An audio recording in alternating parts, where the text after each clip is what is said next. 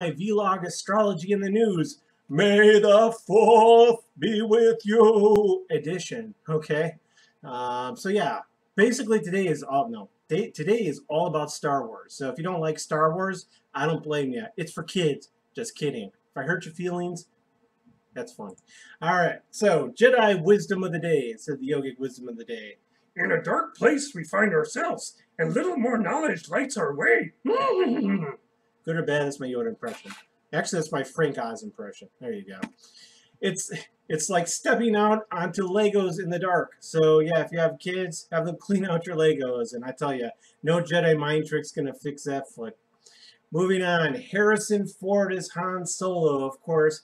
This chart, I remember like when I was studying Vedic Astrology and getting my certification, we studied Harrison Ford's chart a lot, and he has a very fascinating chart, specifically because he is a good example of what's called a Carly Sharp Yoga. And what a Carly Sharp Yoga is when all of the planets, not excluding Pluto, Neptune, and Uranus, are outside of the nodes of the moon. And so this actually is not a classical yoga, but what it means in general astrological terms is that somebody experiences a lot of random extreme ups and downs in their lives. So for Harrison Ford, he was basically a nobody until he played Han Solo. I mean, yeah, he was in American Graffiti, but Harrison Ford, really his acting career didn't get started until a little bit later in life when he became Han Solo. Then after that, he was Indiana Jones and things like that. So what this yoga really shows, if you have this in your chart, is that things can change on a whim. So you really have to put a lot of work into stuff, but usually things will change and just out of nowhere too. And it might be inexplicable. Now, Harrison Ford also has a lot of other interesting placements. Now, look at all this Gemini energy. Mercury, Jupiter, Moon, and Sun. These are all natural Gemini, natural like major placements, especially the Sun and Moon there. So he was actually born close to, he was actually born on a new moon. When somebody's born with a new moon, it actually makes them very introverted. His Mercury is well placed here in the sign of Gemini. Now, this is also too in the 10th house, right? So Gemini in the 10th house shows somebody that's very good. It can show acting, but they're very good at taking big ideas and bringing them down into concrete form.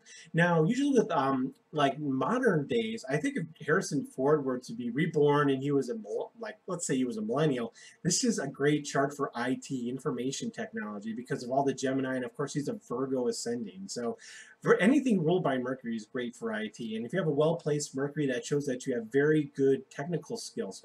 Now, difficult placement here, Mars is debilitated here in the sign of Cancer, and this is in network circles and it's conjunct Pluto. So he's a shy guy. He may not really come off that way, but for most of his life, probably one of his biggest struggles was learning how to express his anger and express his temper. And especially with all this Gemini energy, it can be very difficult to communicate because Gemini's minds are moving so fast that it's hard to take that information and put it into concrete form.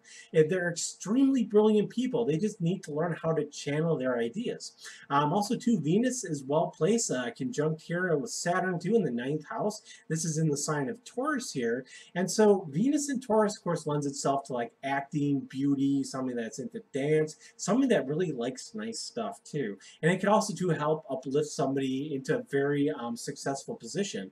Let's see. He also has a couple of prominent stars. Okay, Pollux. This is interesting. Okay, so this is actually a very prominent Gemini placement because Pollux is one of the Gemini twins.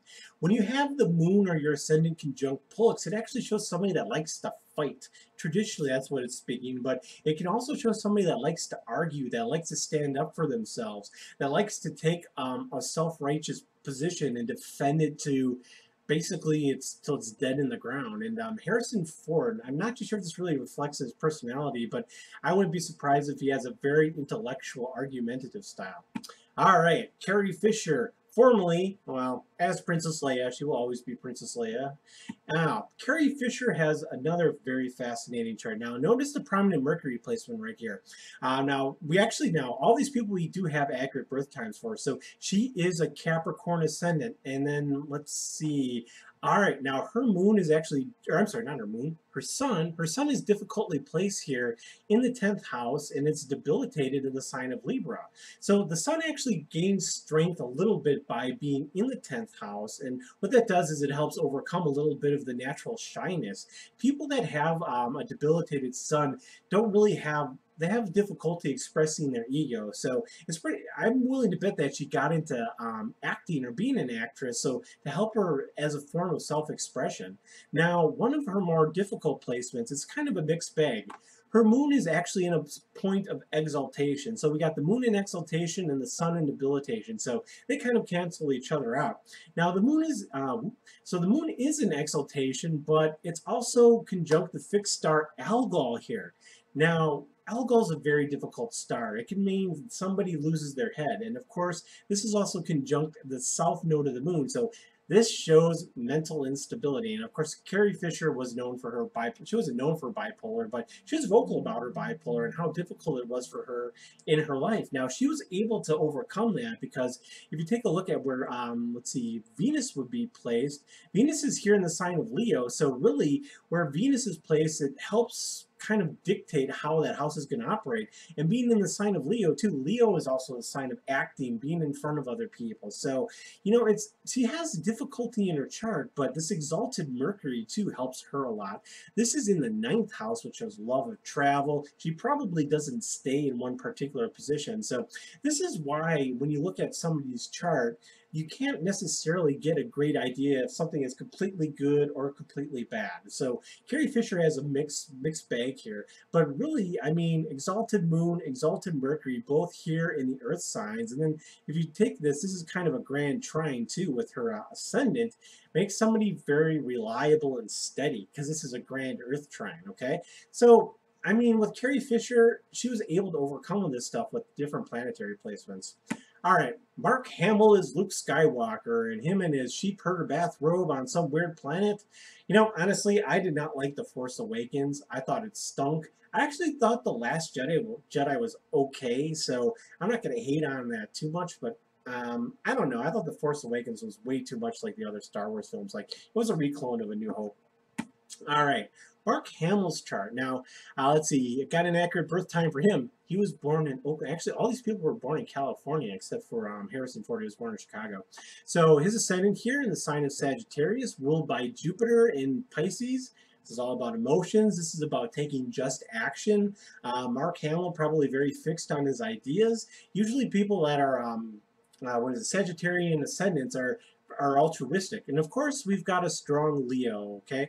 Leo is about acting. Of course, this is in a beneficial house in the 9th house. So when it comes to acting, having like, I would say Taurus and Leo and Gemini are the 3 signs that really come into acting. But really that Leo energy shows somebody that likes to be up in front of people. They like to be the center of attention.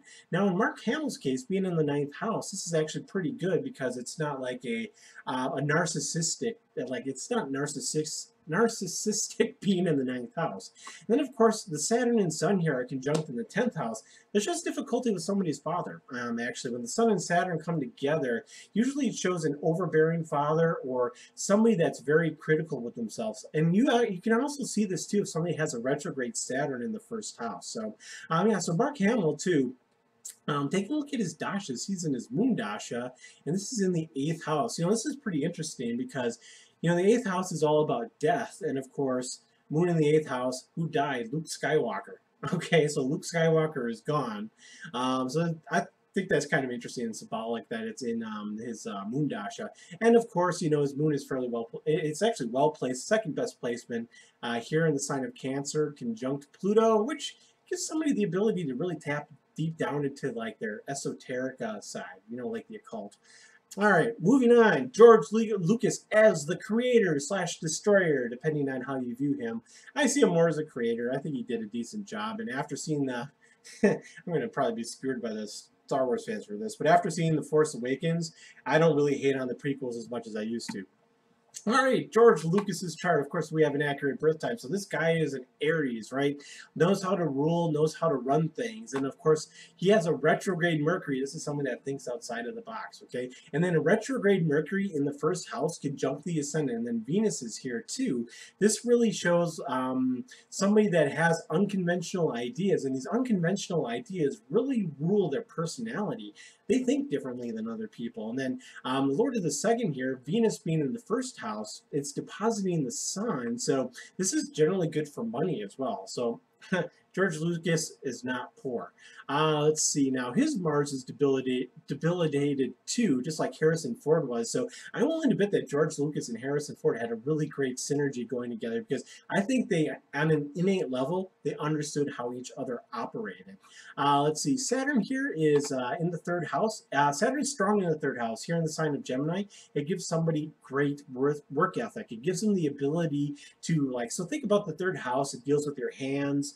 And Gemini is the natural third house too, of the natural ruler of the third house.